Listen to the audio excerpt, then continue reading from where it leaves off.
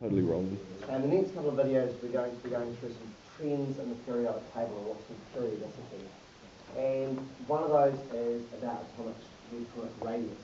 So the distance, the average distance between the nucleus and where the electrons are at their outermost level usually.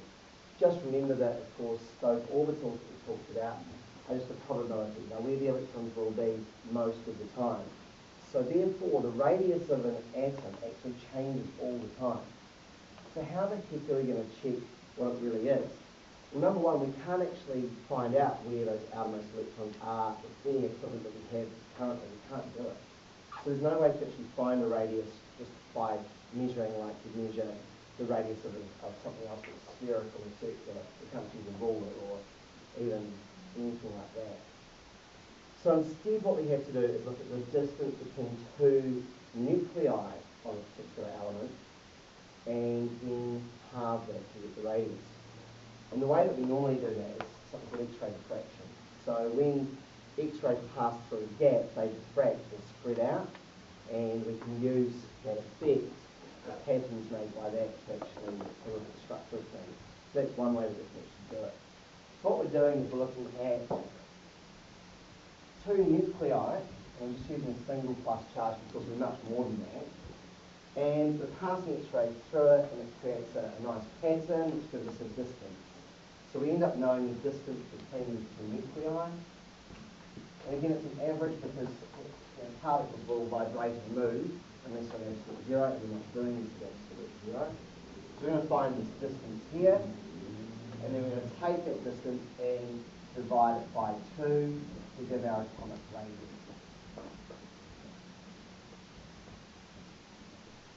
We can't actually measure it for things like helium and neon.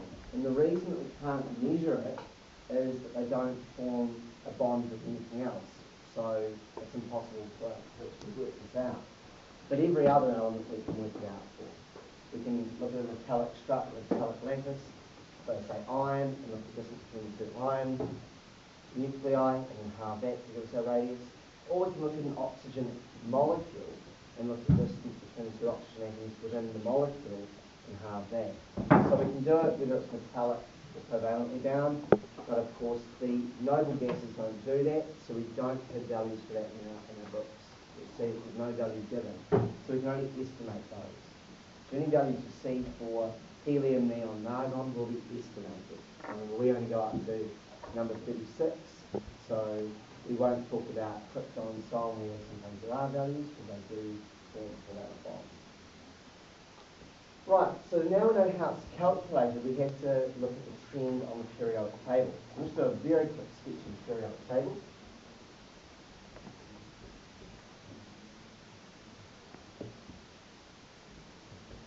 And what we find is that we're going to have a trend going across the periods. We're going to have a trend going down the groups. Now, it's quite obvious that if we go down the groups, the outermost electrons, which are going to be involved in this bonding, are going to be further away from the nucleus because they're at a higher energy level. So to be at a higher energy level and to remain stable, they have to be farther away from the nucleus. So as we go down the periodic table, we find that the atomic radius will increase. And this is due to electron energy levels. We're adding more energy levels as we go down the periodic table. So if we look at lithium, it will have a smaller radius than sodium, which will have a smaller radius than potassium. And we can use this knowledge to help explain things like the fact that potassium reacts more violently in water than sodium does. And sodium reacts more violently in water than lithium does. So they can lose that outermost electron a lot more easily and therefore react a lot more violently. So we can use this idea to explain things we observe in chemistry. As we go across, we're adding more electrons. So you'd expect them to have to spread out more.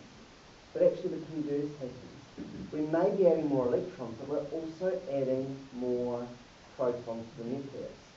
So the nucleus is becoming more and more positive. So it has a stronger pull on each electron. The fact that there's more electrons is actually not that important.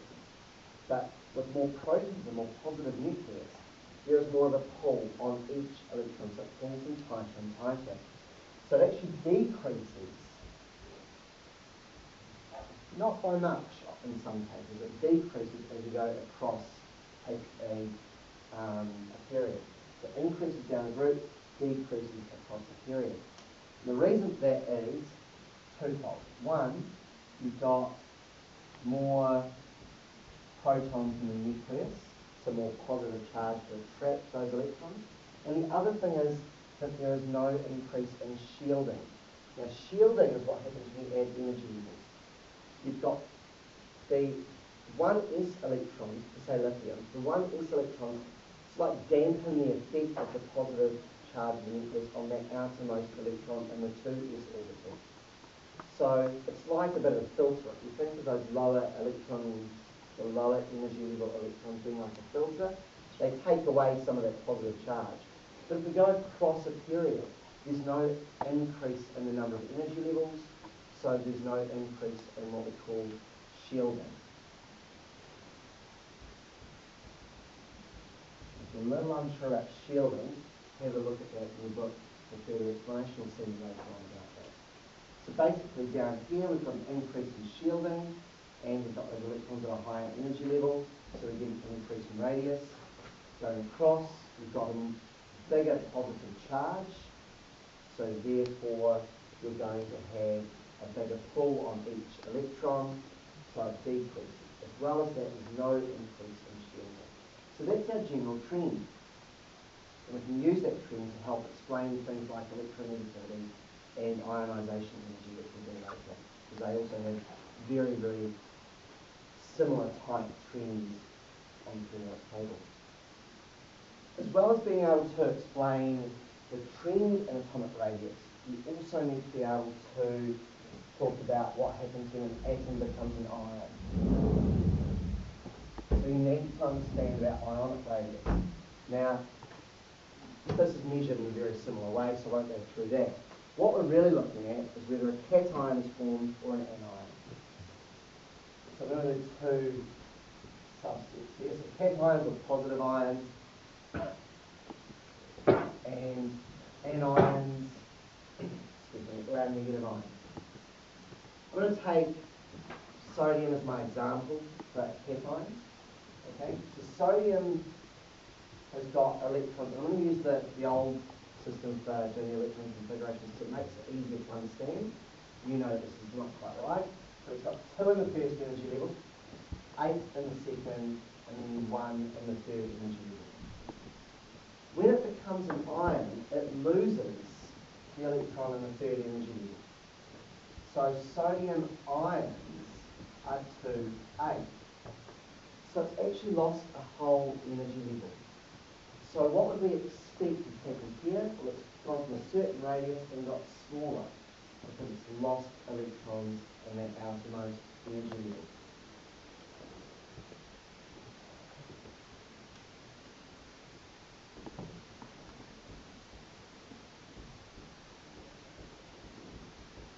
Okay, so cations are smaller than their parent ion. And that's a nice way to phrase it in an assessment. Parent ion, parent atom. Their parent atom. So cations are smaller than their parent atom. Conversely, what would you expect to happen to anions? Well, if they get smaller, we'd expect anions to get bigger. I'm going to use chlorine as my example here. Again, in the old system, we've got chlorine is 17, so 2, 8, 7. So 2 in the first energy level, 8 in the second, and 7 electrons in the third. So the chloride ion is going to try to look for an electron to go on the third energy level to make the chloride ion 2, 8, 8. Okay, so I have the electron configuration of argon. If we're going to put an extra electron into the same energy level, but not add any more positive charge, now the electrons starting to interfere with each other a little bit. So they're starting to affect each other's orbits. So what that does is it makes it ever so slightly bigger. Because we've still only got 17 protons, the they're now trying to hold on to 18 electrons. So it's not quite so effective. So the effective charge is the same, on each electron, there are more of them. So now, when an electron gets near an electron, they repel each other, and so the radius gets bigger. So there's still the same amount of charge on each electron, there's still 17 protons, but now that there's more electrons, the electrons are repelling each other a little bit. So therefore, the ions are going to be larger than their parent atom.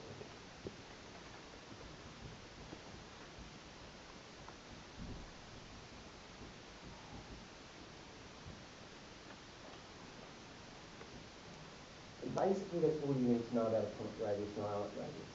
You need to know the general trend on the periodic table and explain it in terms of energy levels, in terms of effective charge, which is the shielding, so how much charge is actually acting on it, and that helps you describe down a group, and you need to be able to explain it in terms of an increasing number of protons, so it's a larger positive charge in the nucleus, and the fact that there's not an increase in shielding as you go across a period is why they're smaller. You need to know for ionic radius why cations are smaller than the atom and why anions are larger than the atom.